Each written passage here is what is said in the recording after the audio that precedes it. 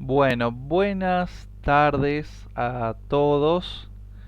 Estoy grabando de vuelta la clase de ayer, que bueno, tuvimos una videoconferencia. Los alumnos que estuvieron presentes han visto y han participado en la misma, pero debido a un problema con el micrófono que tuve, no se grabó mi voz. Así que bueno, vamos a hacer vamos a ver lo que se dio la clase de ayer. Habíamos visto las dos cátedras, una de liderazgo y la otra de gestión de calidad, donde vimos la diferencia entre lengua, lenguaje y habla. ¿Sí? Básicamente, la lengua va a ser el idioma, el lenguaje, la capacidad que nosotros tenemos para hablar, y el habla es una expresión. También vimos las diferentes funciones que tiene eh, el lenguaje, y bueno, tiene que ver con funciones referenciales, emotivas, apelativas, metalingüísticas, poéticas y fáticas, ¿sí? Cada una tiene una función particular y también diferentes ejemplos que podemos usar. En la clase número 6 de liderazgo vimos lo que es técnica de expresión oral, que tiene que ver con cómo nosotros nos dirigimos al público, y tenía una actividad ahí que era sobre una red conceptual, donde tenían que hacer, por ejemplo, hincapié en lo que es el uso de la voz, el volumen, la articulación de las palabras, la mirada y el uso de las muletillas, así como también movimiento de manos y micrófonos. En la clase número 7 vimos lo que es presentación, y si bien ustedes ya hicieron una actividad de presentación que tiene que ver con un foro, que era el foro de presentación, que era el primer día de clase que ustedes tenían, en esta actividad más que nada es un poco para reflexionar, para que ustedes puedan acompañar una carta de presentación en un currículum vitae, o incluso si quieren pueden grabarse y hacer su propio video currículum, ¿sí? Básicamente la presentación tiene que incluir respuestas a estas preguntas, como quién soy, qué características tengo, qué metas tengo o qué logros busco tener, y cómo me diferencio del resto. La clase número 8, que es la última, que es la que está disponible en el Moodle, eh, está basada en lo que es texto, ¿sí? Y cuando nosotros hablamos de texto, por lo general siempre se piensa de que texto hace referencia a obras complejas, ¿sí? A obras grandes, como por ejemplo Quijote de la Mancha. Sin embargo, esta concepción ha cambiado en los últimos años y se entiende texto como cualquier manifestación verbal que busque justamente una comunicación, ¿sí? Entonces, cuando en el final yo les pregunte a ustedes, por ejemplo, qué es el texto, me van a tener que decir que es una manifestación verbal que produzca una comunicación. En los textos que ustedes tienen no está esta definición tal cual, hay otras que son similares, que están correctas también. Por lo tanto, el texto puede ser oral, puede ser escrito, puede ser redacciones de alumnos, puede ser problemas matemáticos, expresiones, imágenes. Sin embargo, el texto tiene una cierta propiedad. Esta propiedad son requisitos que debe tener un texto para ser tal cual, y son, por ejemplo, 5. A ver, ahí está. El primero es la adecuación, significa que el escritor o la persona que va a dirigir este texto hacia los receptores deben de saber adecuar cuestiones lingüísticas para que se entienda, para que el receptor o la serie o varios receptores puedan entender lo que se quiere decir. Y acá entra, por ejemplo, el tema de usar palabras según la referenciación geográfica, ¿no? Habíamos dado ayer el ejemplo de la palabra chango, que en el norte significa niño, en Buenos Aires significa pibe, y en las zonas del litoral le dicen gurí. Entonces eso tiene que ver con la variedad de factores geográficos. Respecto a los históricos, es importante tener en cuenta que hay palabras que se van modificando a través de los años, a través del tiempo, como por ejemplo trabajo, ¿sí? Por ejemplo, trabajo, por ejemplo, eh, carajo, por ejemplo, boludos, pelotudos, que son palabras que se han ido modificando a través de los años para eh, que se han ido adaptando, ¿no? Entonces es también importante tener en cuenta el uso histórico de las palabras. Y también respecto a los grupos sociales, ¿sí?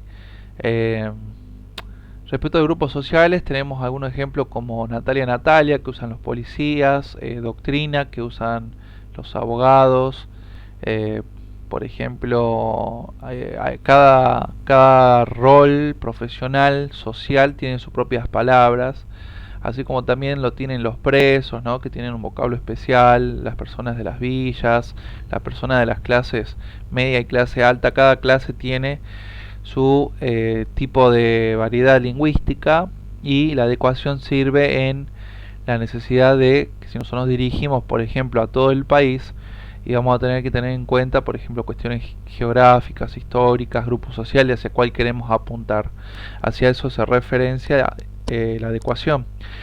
Otra propiedad que tenemos también que es importante es la coherencia. La coherencia es el orden lógico de las ideas que nosotros buscamos comunicar. Eh, Esto respecto al orden lógico, las ideas siempre se debe de empezar en cualquier tipo de texto, en cualquier tipo de discurso, con una introducción, luego un desarrollo y una conclusión. Hace referencia a que las ideas sean coherentes, que sean lógicas, ¿no? Acá tenemos un ejemplo que es el del rey Enrique VIII, ¿sí? Que son una serie de frases que están un poco, digamos, mezcladas. No está en el orden lógico o en orden lineal. Lo más correcto sería, por ejemplo, que el rey, no sé, como una especie de introducción, luego el desarrollo y al final la conclusión. Si ustedes leen este fragmento que está sobre el rey octavo, el rey Enrique VIII, van a ver que no está coherente, no está lógico, como que está mezclado. A eso se referencia a la coherencia, ¿sí? De que las frases tienen que ser coherentes, no tienen que estar mezcladas. Respecto a la cohesión, es algo similar a la coherencia, sino que son el orden lógico de las palabras que nosotros usamos, ¿sí? De las frases que nosotros usamos. En este sentido, cuando ustedes lleguen al texto de cohesión, van a ver que son las formas de articular las palabras en forma correcta.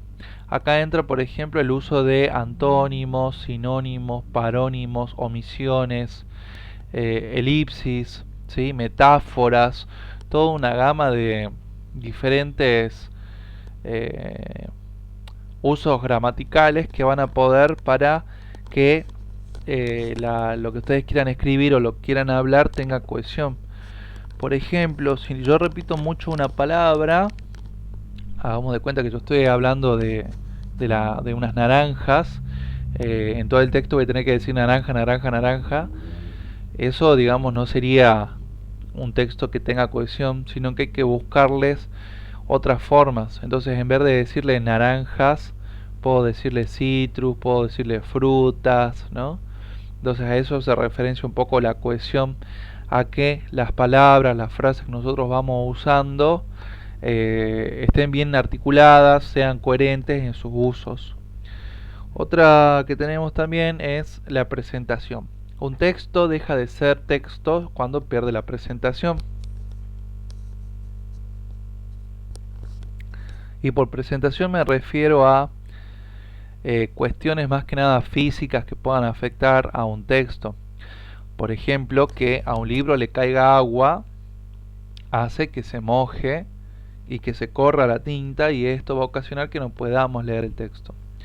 Pasa lo mismo en cuestiones de textos orales, como por ejemplo que yo ayer me grabé dando toda la clase y ahora estoy haciendo de vuelta, ¿sí? Porque no estaba activado el micrófono, porque hubo algún problema que no me di cuenta, y bueno, eso hace que todo lo de ayer deje de ser texto, por más que era una clase o un texto bastante elaborado, si se quiere. Al tener este impedimento, ¿sí? Deja de tener presentación y por lo tanto el texto deja de de servir. ¿Por qué? Porque no se entiende, sale mi voz y no se entiende, sale entrecortada, ¿no? Entonces a eso se referencia la presentación, que tiene que tener eh, eh, tanto como les digo yo, el tema del agua, ¿no? Que se moje un libro, un diario, no se entiende, o que se corte mucho el micrófono. También hay otro como por ejemplo el uso de la velocidad de la voz, ¿no? El tema de la ortografía, de la caligrafía, las puntuaciones también.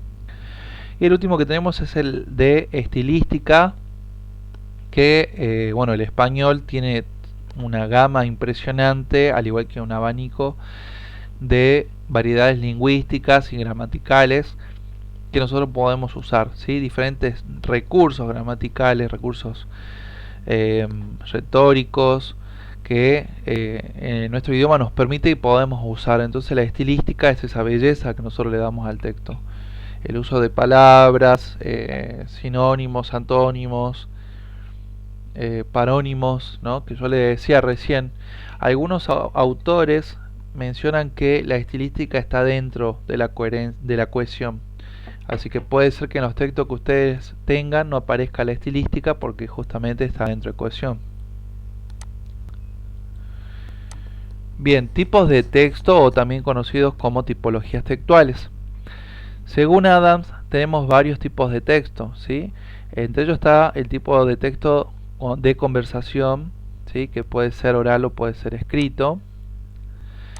El tipo de texto de descripción, que describe un suceso, es decir, explica, sí, o sea, saca todas las cualidades de algo, ¿no?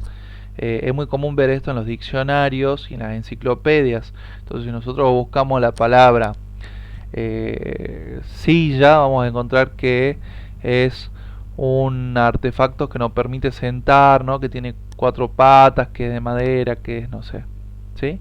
Eso es justamente una descripción y lo vamos a encontrar más que nada en el diccionario. Luego tenemos el de narración, que la narración es narrar algo, contar algo. Por lo tanto vamos a encontrarlos en los cuentos. Por ejemplo, acá tenemos una imagen de gato con botas, ¿no? Cuentos infantiles. También en cuentos policíacos o noticias, ¿sí? Porque van a narrar un suceso. Otro tipo de texto que menciona Adams es el de instrucción, ¿sí? Que tenemos acá una receta que, bueno, ahí nos va a instruir, justamente nos va a dar explicaciones, nos va a guiar cómo cocinar esta carne, o si no los prospectos que vienen por lo general en algunos medicamentos. Esto hace que tengamos ciertas indicaciones, ciertas instrucciones. También cuando compramos, por ejemplo, un tele nuevo o no sé, cualquier aparato, nos viene con un instructivo o un manual. El siguiente es el texto de tipo predicción, que está relacionado con cuestiones un poco, digamos, de futuras, como son los horóscopos o las predicciones climáticas. Luego tenemos el texto explicativo, de explicación, donde se busca explicar una ley. Por ejemplo, bueno, acá tenemos a Newton y a Einstein, ¿no? Buscan explicar la ley de gravedad y también la ley de la relatividad.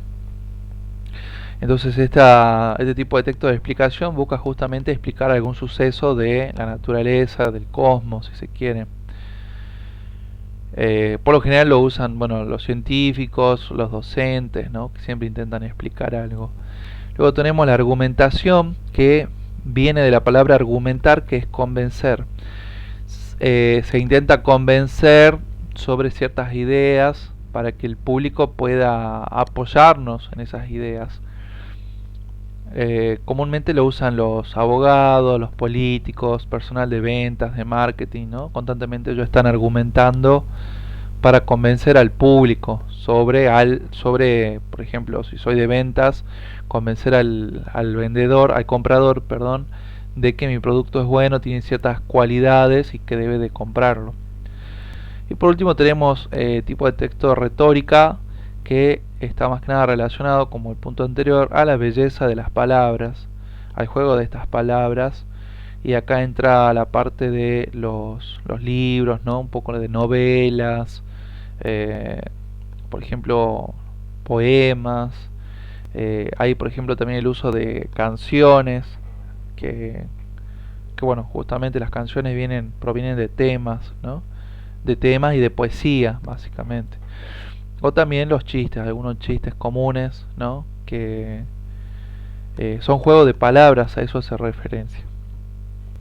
Algo importante e interesante a tener en cuenta es que, por lo general, cuando se trabaja con textos, y yo le doy a ustedes para que puedan determinar qué tipo de texto es, suele eh, no suele haber uno solo, sino que son varios. Suelen haber tres o cuatro, algunas veces dos tipos de textos, ¿sí? Pero siempre va a haber uno que va a ser un poco el más llamativo. Pero dentro de ese van a coexistir dos o tres más. Por lo general, en el texto de tipo explicación y argumentación, ciertos tipos de texto que ven en pantalla que estoy marcando, van a ser estos dos, van a ser los que más tengan dentro de sí otros textos. Por ejemplo, el texto argumentativo o de argumentación va a contener adentro, eh, puede ser descripción, puede ser instrucción, puede ser explicación, ¿sí? Puede ser retórica. Un texto de conversación muchas veces tiene una argumentación adentro, tiene una narración, una descripción, al igual que el texto explicativo. Entonces, un texto que ustedes tengan que analizar, por ejemplo, una noticia, sabemos que la noticia es narración, ¿sí? Pero si leemos la noticia nos vamos a dar cuenta seguramente que dice que, bueno, hay un vehículo que chocó con otro, que el vehículo era un Ford Fiesta azul, eso es descripción, ¿sí?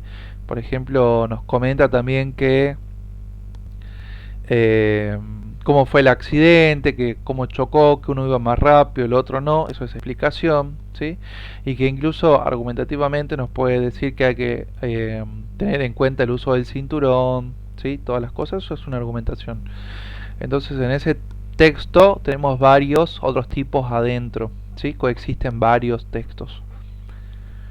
Bien, con gestión de calidad tenemos el modelo la clase 3 que corresponde a los modelos de producción industrial. Cuando hablamos de modelos, son paradigmas o formas de hacer o pensar el mundo, ¿sí? En este caso es cómo se piensa producir en las empresas, más que nada son las pioneras de las fábricas automotrices, y que estos modelos luego se van a reproducir a otras ramas industriales, por ejemplo de alimentos. Tenemos varios modelos industriales, ¿sí? Que van a marcar la forma de producción y fabricación de diferentes productos y servicios, y que vamos a ver también, pasando los modelos empiezan a aparecer las nociones de calidad. Es importante tener en cuenta y saber manejar estos modelos, porque a partir del toyotismo empieza esto que es la calidad. Bueno, antes de empezar un poco con esto, yo le había mencionado a la clase de ayer la definición de calidad, y que muchas personas habían buscado en internet definición de calidad y no habían leído el material bibliográfico propio de la cátedra. Es aconsejable que trabajen primero con el material que la cátedra les proporciona, porque nosotros trabajamos con el término de que calidad es satisfacción del cliente, ¿sí? Eh, Hay muchas definiciones de lo que es calidad, y en realidad control de calidad es un área que es muy grande y tiene muchas definiciones, y por ahí se pueden marear al usar diferentes definiciones. Por lo tanto, se recomienda siempre que lean el material de la cátedra y se manejen con las definiciones de la cátedra, no con otras definiciones. Sí pueden ampliar, sí pueden investigar por aparte. Entonces, cuando nosotros hablamos de calidad desde la cátedra y usando diferentes autores, mencionamos que calidad es la satisfacción del cliente que tiene ciertas necesidades. Entonces, la calidad, la vamos a entender por eso, también está conformada por una calidad de diseño y una calidad de conformidad, que eso en la clase anterior ya había explicado. Eso pueden ver el video de la clase anterior que ahí explico con más detalle. Bueno, volviendo un poco con los modelos de producción industrial, vamos a empezar con el taylorista, o también llamado taylorismo, que proviene del nombre de este señor que ven en pantalla, que se llama Frederick Taylor, ¿sí? Frederick Taylor era una persona que trabajaba en diversas fábricas y estaba muy relacionado con lo que era la parte industrial. En especial había hecho trabajos en una empresa de electricidad del oeste, ¿no? Industrias del oeste, que bueno, se dedica a la parte de fabricación de elementos electrónicos y bombillas, ¿no? Eso eran pioneros. Este señor se ubica a principios de 1900, para darle un contexto un poco más histórico, y esta persona en realidad lo que hace es que cuando va a las fábricas se da cuenta que hay muchos tiempos muertos que los obreros pierden. Por ejemplo, todos los obreros están mezclados, ¿sí? Los obreros van y hacen lo que ellos saben, pero en realidad la fábrica no tenía ninguna forma de explicarles cómo debían de hacer las cosas. Entonces, Frederick Taylor lo que hace justamente es eliminar los tiempos que son muertos, estandarizar el trabajo, aplicar manuales para que los trabajadores puedan saber cómo trabajar, aplicar controles sobre los tiempos, ¿sí? Para que no se pierda estos tiempos, porque el tiempo es oro. También se va a aplicar la división de trabajo, y es con él donde aparecen los cuellos azules y los cuellos blancos. Los cuellos azules eran los obreros, porque usaban justamente mamelucos azules, y los cuellos blancos porque usaban camisas blancas las personas de la administración, ¿sí? De la alta gerencia.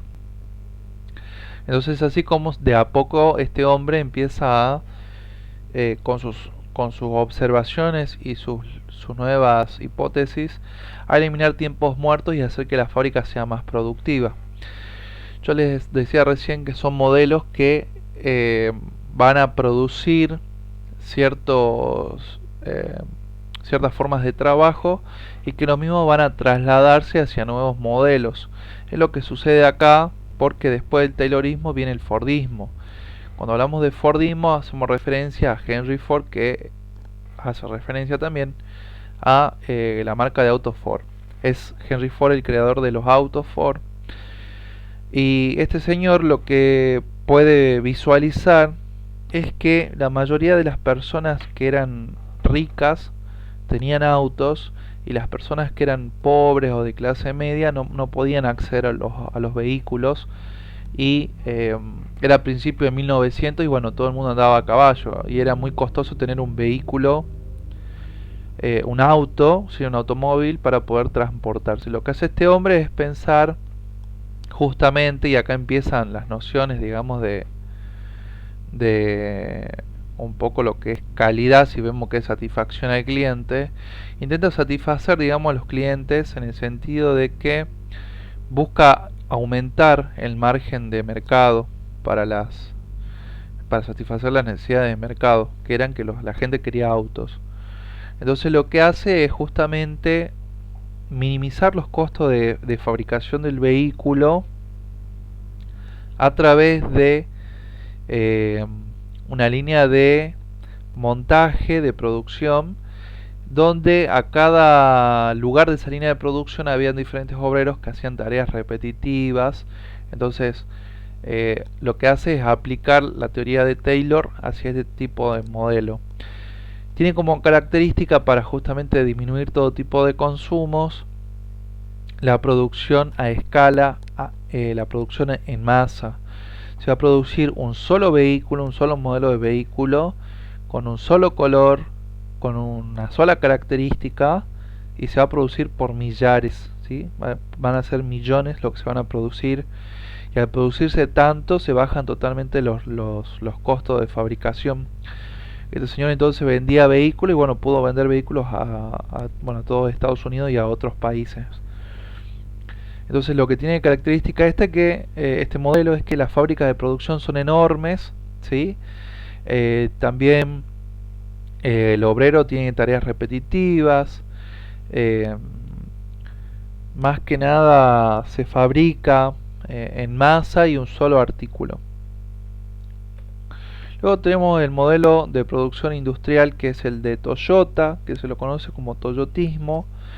En realidad tiene este nombre, pero haciendo referencia a Toyota, pero en realidad son otras empresas también que las van a aplicar, como por ejemplo Honda, Hyundai y también Volvo, ¿sí? El tema es que lo hacen en menor medida.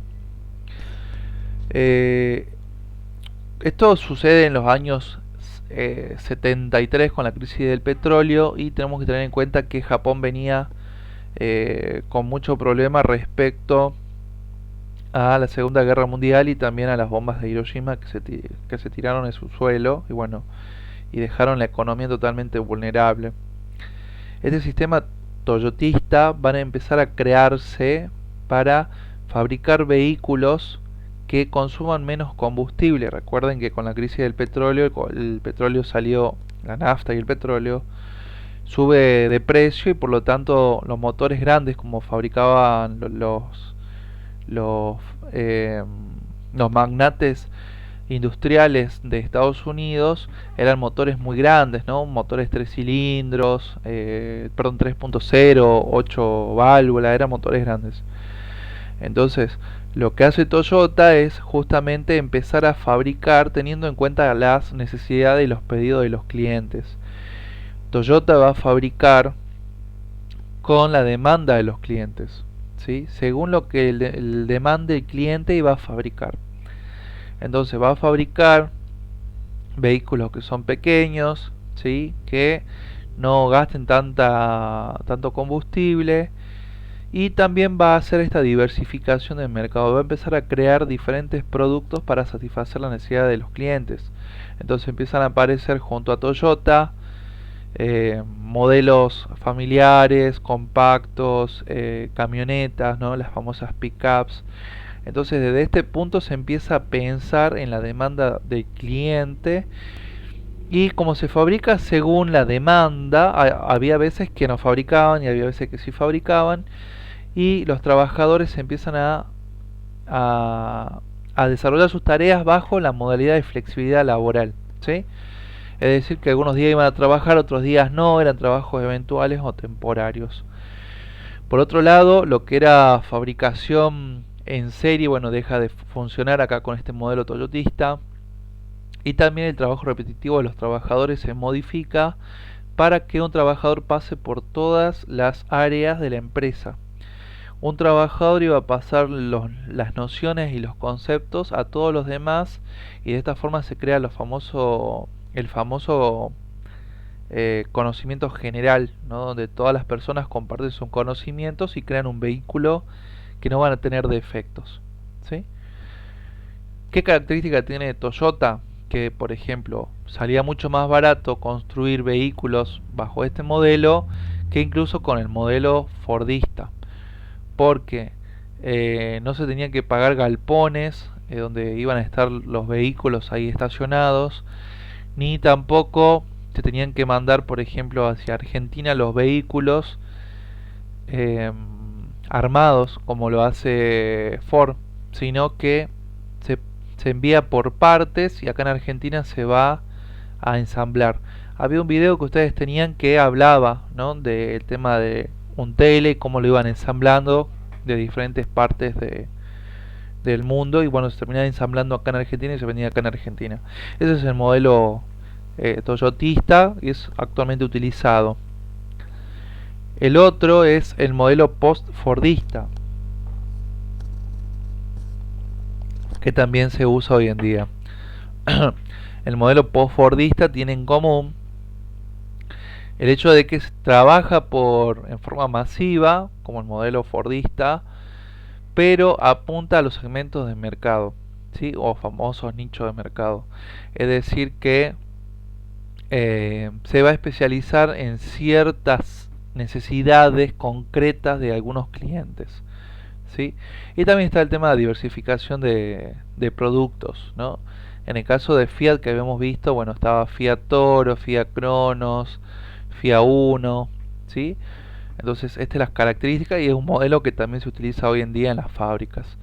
El último modelo que tenemos se llama Taylorismo digital y es la sustitución de personas, de, por ejemplo, administrativos, eh, incluso gerentes, por algunos cuantos programas de computadora, como por ejemplo Uber, ¿no?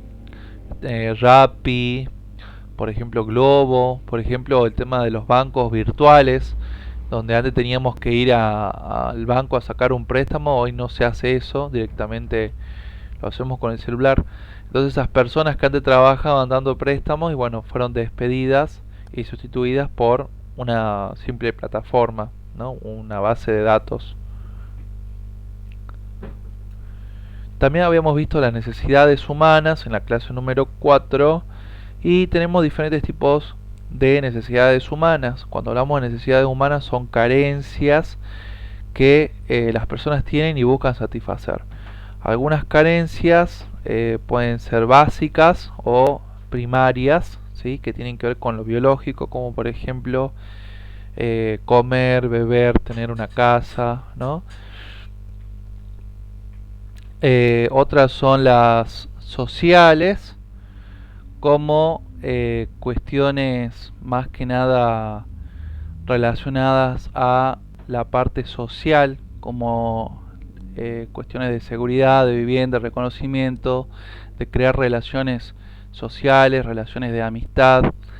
Luego tenemos las secundarias, que son más que nada necesidades un poco superfluas, si se quiere, ¿no? Para poder satisfacer eh, necesidades superiores, si se quiere, no básicas ni tampoco sociales.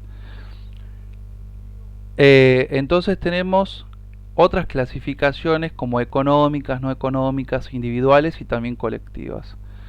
Respecto a las necesidades humanas, tenemos algo que se llama ciclo de necesidades, donde tenemos una necesidad, como todas las personas, esta necesidad se va a transformar en un deseo, que también puede llamarse tensión, y esto pasa a ser una acción, ¿sí?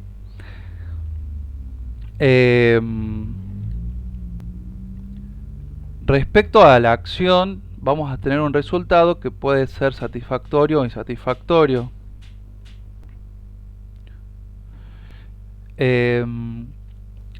Cuando un resultado es insatisfactorio puede crear un abandono, un enojo o también una frustración o incluso la depresión misma. Cuando estamos respecto al resultado, que es una satisfacción, es como un círculo y esto se va a repetir, tanto sea como una cuestión de satisfacción o una cuestión de insatisfacción. Algunos ejemplos podemos mencionar el tema de una necesidad, por ejemplo, de, bueno, ya usando el caso de la Fiat Toro, como necesidad podemos tener el hecho de, bueno, adquirir un vehículo 0 kilómetros que nos dure 10 años, ¿sí? Eso es nuestra necesidad. El deseo, justo vimos la Fiat Toro y deseamos tener ese vehículo, esa camioneta. La acción va a ser, bueno, ir al concesionario, adquirir un plan de ahorro o adquirir el vehículo en cuotas o, no sé, con el tipo de pago que sea. Y el resultado va a ser tener justamente la camioneta.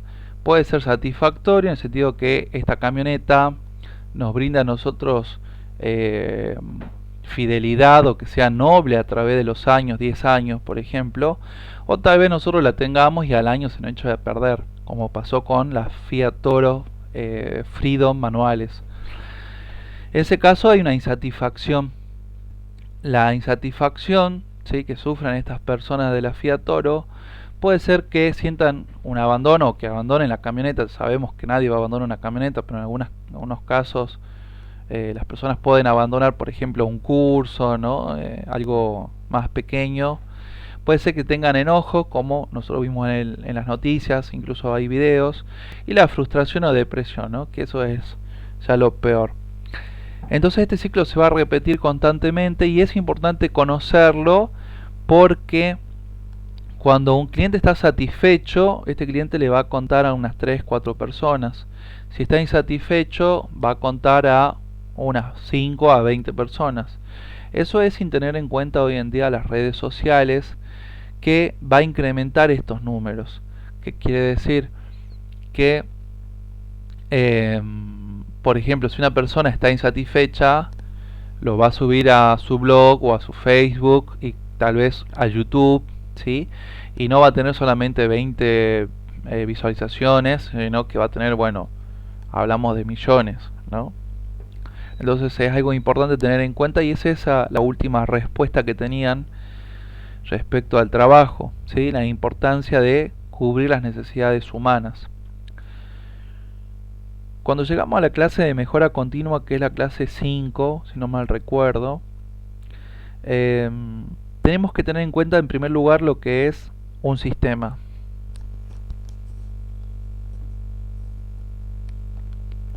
Un sistema es un conjunto de elementos independientes que juntos van a crear una función mayor, una función suprema. Cada uno de estos elementos independientes tiene una función particular, tiene una función especial, pero juntos van a crear una función mayor.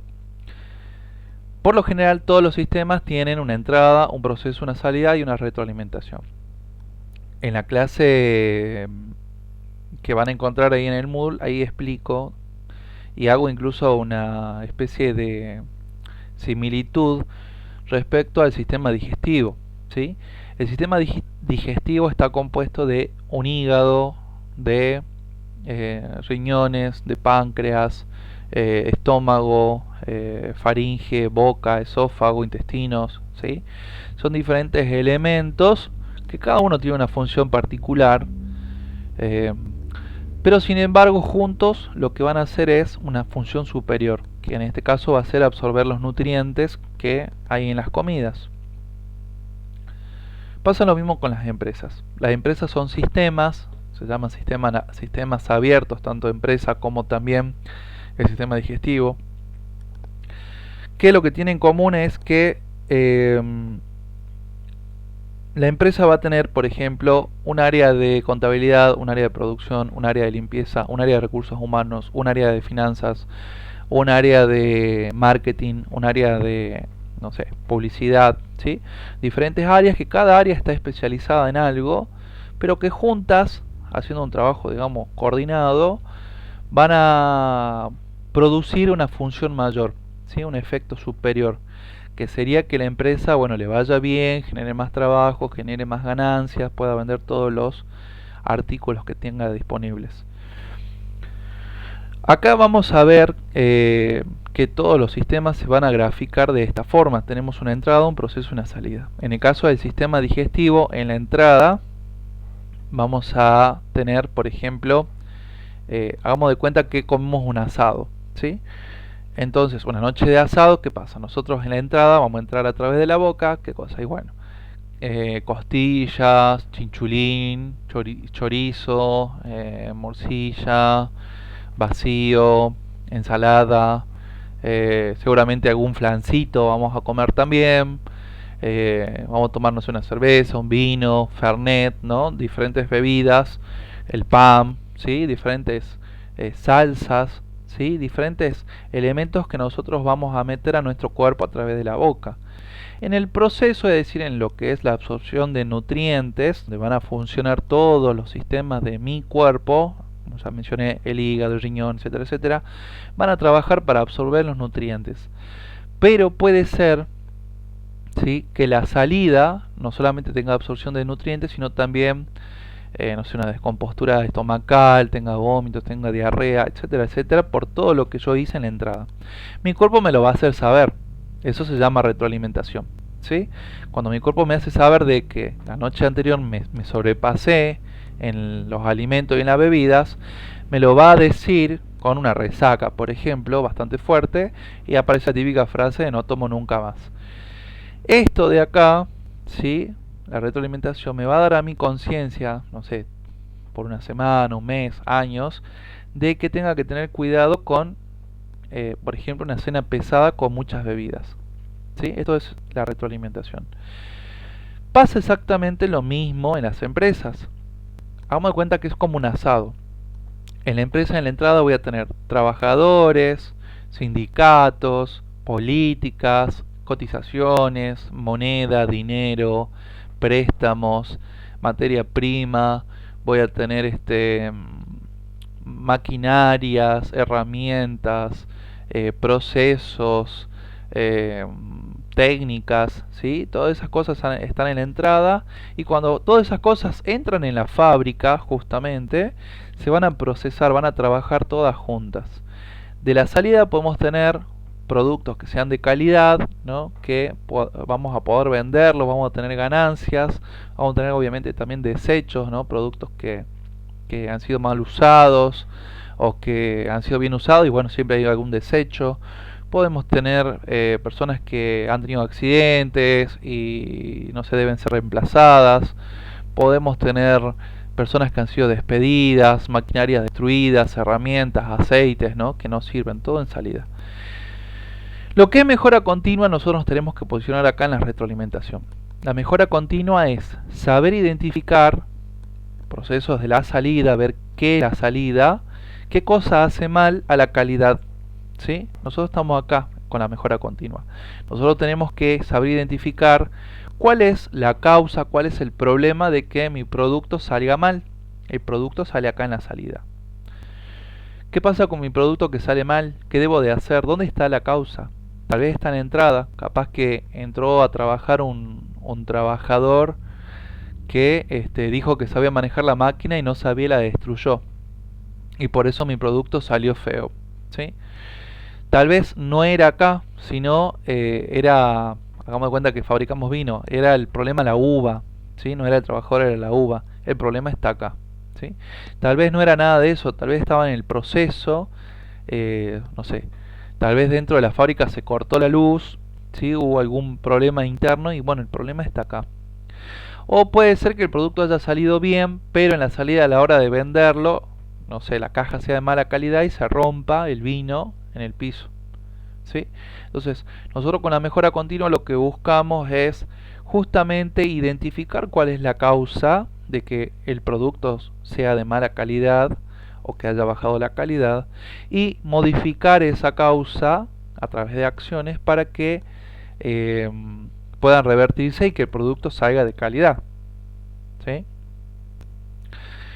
Entonces, cuando hablamos de mejora continua, va a ser una técnica o un proceso que busca las causas, los problemas para poder mejorarlos, ¿sí? Para poder hacer que un producto salga de calidad. Yo le hacía como una similitud al médico, ¿sí? El médico con un cuerpo va a buscar cuál es la enfermedad, cuáles son cuáles van a ser las causas a través de diagnósticos, bueno, de sangre, de orina, etcétera, etcétera, y va a determinar cuál es la enfermedad que yo tengo. Me va a diagnosticar a mí, por ejemplo, tal enfermedad, me va a dar pastillas y yo tomando esas pastillas me voy a curar, ¿sí? Y voy a andar bien. Pasa exactamente lo mismo los eh, con las empresas. Eso es la mejora continua. Nosotros vamos a hacer como médicos. Vamos a ver, identificar que la empresa anda mal, que bajó la calidad de sus productos, que no satisfacemos a los clientes como antes. Entonces vamos a empezar a buscar cuál es la causa, ¿sí? En toda la empresa, y una vez que la identifiquemos, bueno, aplicar acciones, soluciones que puedan modificar esto y que la empresa siga produciendo de calidad. Bien, respecto a la mejora continua, vamos a trabajar con el ciclo de Deming, ¿sí? Que consta de 4 pasos. La P de planificar, la D de do o de hacer, la C de check o comprobar y la A de actuar, ¿sí? Nosotros en primer lugar lo que vamos a hacer es planificar, ¿sí? Cómo podemos solucionar la calidad. ¿Cómo vamos a solucionar la calidad de un producto o un servicio? En primer lugar vamos a identificar el problema. ¿Cuál es el problema que tiene la empresa? Por ejemplo, tal vez hagamos de cuenta que estamos usando el ejemplo del vino.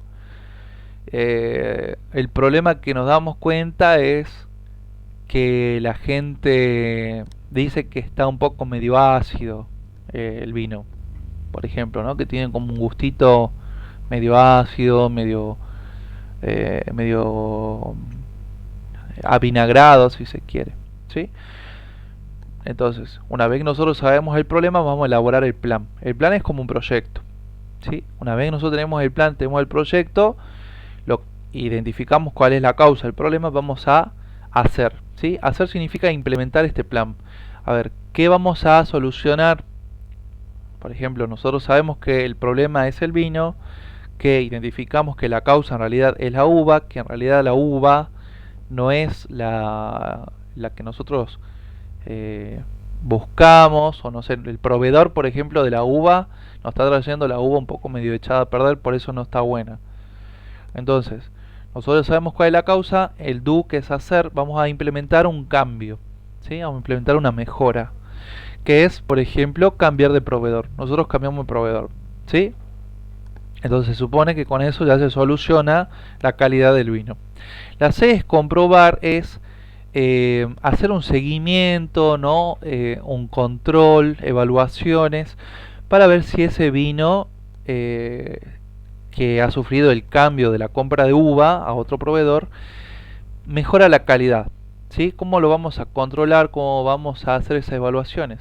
Y bueno, a través de entrevistas, a través de marcados de índices, a través de libros de quejas, ¿sí? Con eso vamos a ir viendo si estas acciones que nosotros propusimos han sido buenas o no. Y luego tenemos la A de actuar. En el caso que hayamos detectado que con esa uva nueva que compramos no se ha modificado el vino, el sabor del vino, entonces vamos a tener que actuar y modificar, ¿sí? Las acciones propuestas. Volver a implementar o modificar lo que intentamos hacer. Entonces esto es como un círculo, ¿sí? Pues se llama ciclo, porque constantemente se repite, ¿sí? Fíjense que tenemos acá las letras P, D, C y A, ¿sí? Un poquito para guiarlos. ¿Cómo nosotros nos damos cuenta que tenemos un problema de calidad? Y va a depender mucho de las herramientas que nosotros usamos. Por lo general tenemos auditoría interna, externa, evaluación de calidad y control de calidad, ¿sí? En lo que es auditoría interna, yo puedo hacer entrevistas, por ejemplo, al director, al gerente, a algún jefe, a los trabajadores. Puedo fijarme en el libro de quejas, en la charla, teniendo charlas también, para ver qué piensa la gente, qué dice la gente, ¿sí? Sobre el producto que nosotros tenemos. Otra cosa es la auditoría externa, que hacemos entrevistas, cuestionarios a los clientes, a los proveedores, ¿sí? A aquellas personas que no pertenecen a nuestra empresa. Luego tenemos evaluaciones de calidad que tienen que ver con índices de reclamos, materiales defectuosos, eso lo vamos a ver más adelante.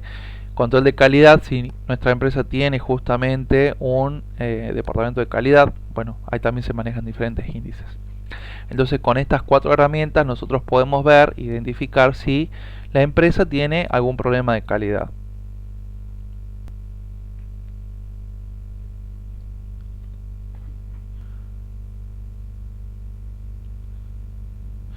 Bueno, acá tenemos un gráfico, que esto lo van a encontrar en el texto, eh, no recuerdo el autor, pero en un texto de los dos que tienen van a encontrarlos, ¿sí? Que son los pasos, las etapas a la hora de hacer esto de mejora continua, ¿sí? En primer lugar vamos a crear una propuesta, un proyecto, ¿sí? Vamos a ir viendo uno a uno. Acá marqué yo con la P, ¿se acuerdan del ciclo del Deming que era P, planificar? Bueno, vamos a crear un plan o una propuesta o un proyecto, ¿sí? En ese caso entonces nosotros vamos a identificar cuál es el problema, cuáles son las causas, vamos a sacar la información que yo les dije de, por ejemplo, el libro de reclamos, de quejas, y vamos a armar nuestro pequeño proyecto. En el mismo se va justamente a recoger datos, ¿sí? Sobre, no sé, productos defectuosos, cuáles son las quejas mayores, etcétera. Entonces, un gráfico que se usa en este tipo de ocasión es el diagrama de Pareto que ustedes tienen ahí. No es que les pida esto ni les voy a exigir nada de esto, sino básicamente para que vean y entiendan, ¿sí?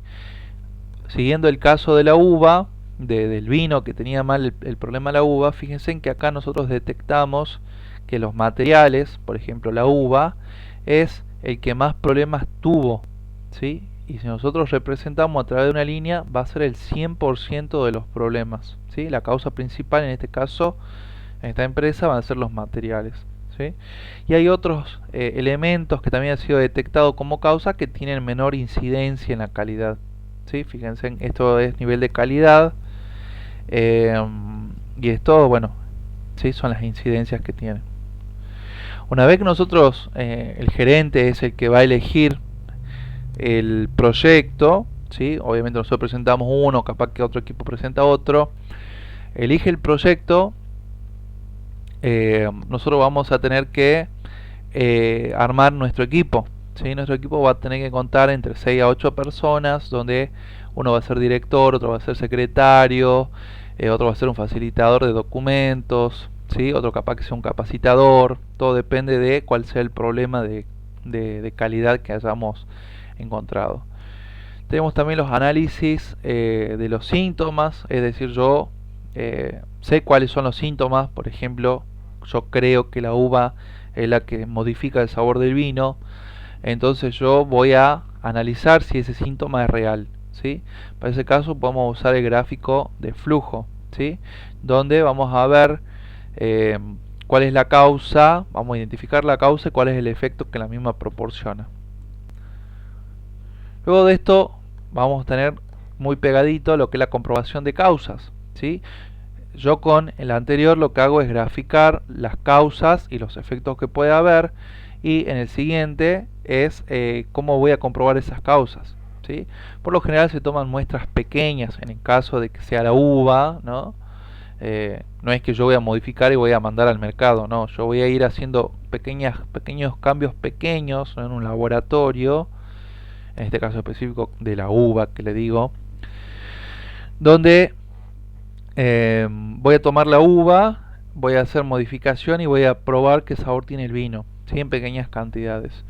Esto se va a aplicar también lo que se llama diagrama de dispersión, que es este, ¿no? Cada causa tiene un efecto, y qué pasa si yo esa causa la modifico, voy a comprobar si esa causa realmente es y cuáles son los efectos que va a crear.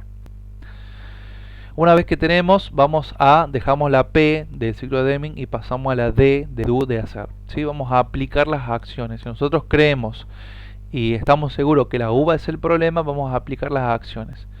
Las acciones que nosotros proponemos pueden ser capacitación, un plan de comunicación, un plan de desarrollo, la modificación de la materia prima, la modificación de una herramienta, aplicar mejor tecnología, aplicar a la empresa, no sé, internet, por ejemplo, no sé, buscar algún especialista en uvas, ¿no? O sea, tenemos diferentes segmentos donde podemos hacer la mejora continua.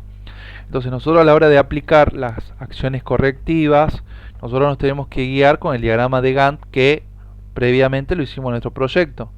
El diagrama de Gantt es este que ven. Nosotros establecemos las actividades 1 y 2, ¿sí? Dependiendo de qué es lo que queramos modificar, y vamos a establecer la fecha de inicio. Por ejemplo, en este caso son más o menos un 10 de febrero aproximadamente, ¿no? Por el color verde, que va a funcionar hasta más o menos principio de septiembre, donde termina. Y la actividad 2 va a empezar, fíjense, en julio, mediados de julio, y va a terminar en diciembre, ¿sí? Estas son básicamente las acciones que yo quiero proponer. La idea con este diagrama es que yo exprese en un gráfico el manejo de mis tiempos y cuánto tiempo va a demorar una propuesta o un plan de mejora. Luego, una vez que nosotros aplicamos, por ejemplo, que modifiquemos la uva, vamos a ir a la letra C del ciclo de Deming. La C es comprobación de resultados. Nosotros vamos a comprobar si las modificaciones que hicimos en la uva han sido fructíferas o no. ¿Cómo vamos a darnos cuenta de eso? Y bueno, vamos a tener que aplicar índices, que los índices los vamos a ver más adelante. Los índices son variantes, ¿no? Son 2 o 3 variantes que se unen para darnos un porcentaje, darnos una media, darnos algo que me indique un objetivo, ¿sí? Y cómo voy según ese objetivo.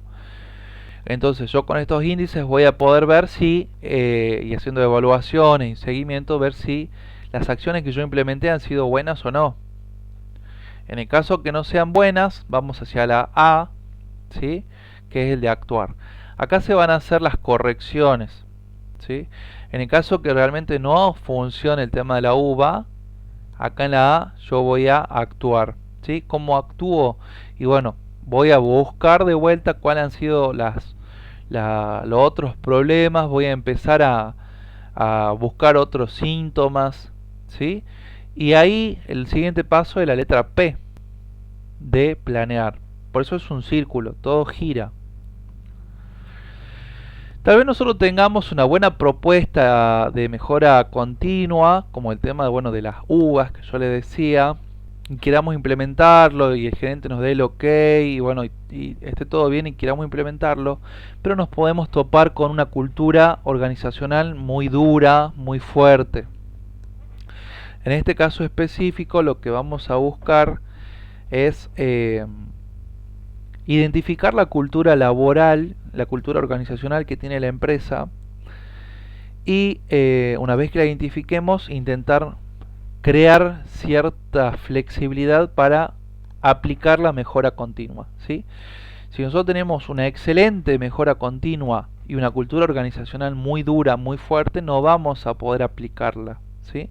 Entonces la cultura organizacional siempre tiene que tender a, por ejemplo, la flexibilidad, ¿sí?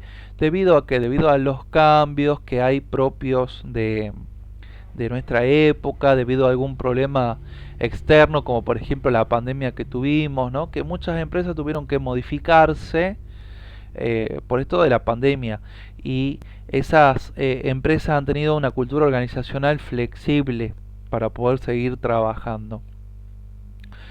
Pero ¿qué es esto de la cultura organizacional?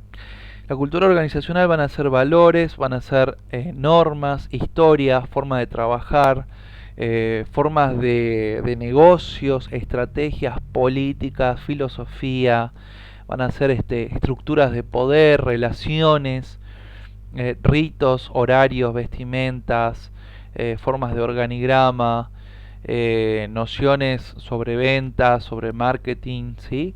Que una empresa maneja y que va a diferenciar esa cultura organizacional una empresa de otra. Acá en la imagen tenemos a Shell, YPF y Action. Son empresas, las tres son empresas petroleras, pero cada una es diferente. Ya de por sí con el logo nos damos cuenta que son diferentes. Podemos mencionar que la cultura organizacional es como la cultura de un país. Hagamos de cuenta que tenemos que comparar Argentina, Brasil y México, ¿sí? Los mexicanos comen una cosa, se visten de una forma, hablan de una forma, los brasileños lo mismo, nosotros lo mismo, ¿sí? Y cada país funciona gracias a su cultura, ¿sí? Si nosotros, por ejemplo, eh, queremos ir a México y queremos cancelarle el Día de los Muertos, porque sí, los mexicanos nos van a matar, nos van a odiar.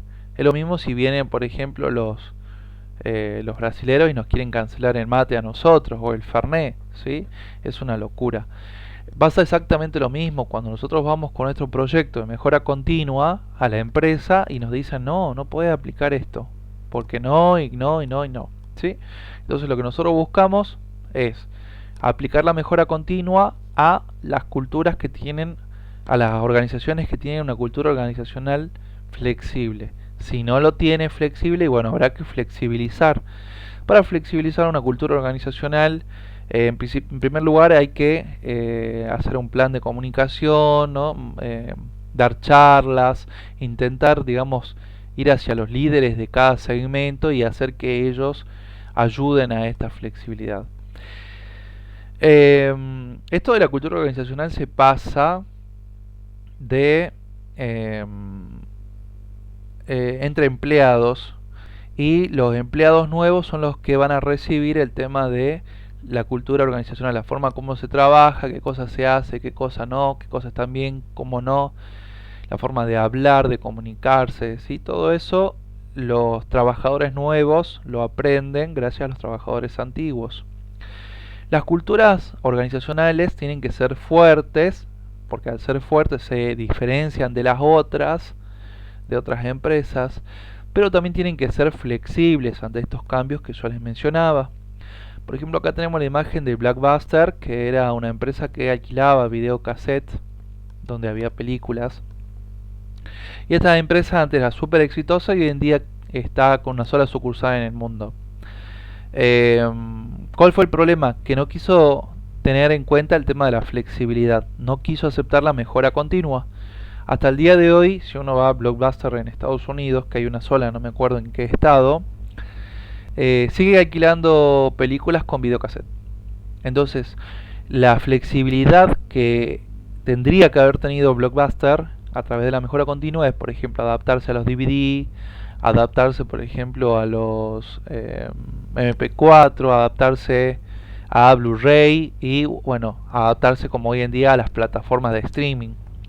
Otro caso diferente es el de McDonald's. McDonald's sigue teniendo una cultura organizacional fuerte, porque se diferencia de Burger King, de Mostaza y de otras, pero ha sido flexible a través de los tiempos, porque esta empresa ha empezado vendiendo comida chatarra, como ven acá, hamburguesas y papas fritas, pero hoy en día si uno va a un McDonald's puede encontrar ensaladas, puede encontrar agua, puede encontrar jugos, ¿sí?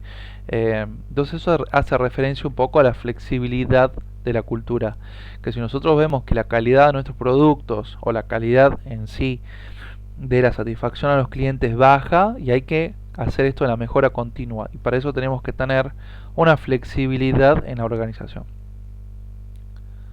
Así que bueno, los dejo, voy a subir este video, seguramente por la tarde podrán verlo, así que les mando un saludo grande a todos. Que descansen y tengan un buen fin de semana. Nos vemos.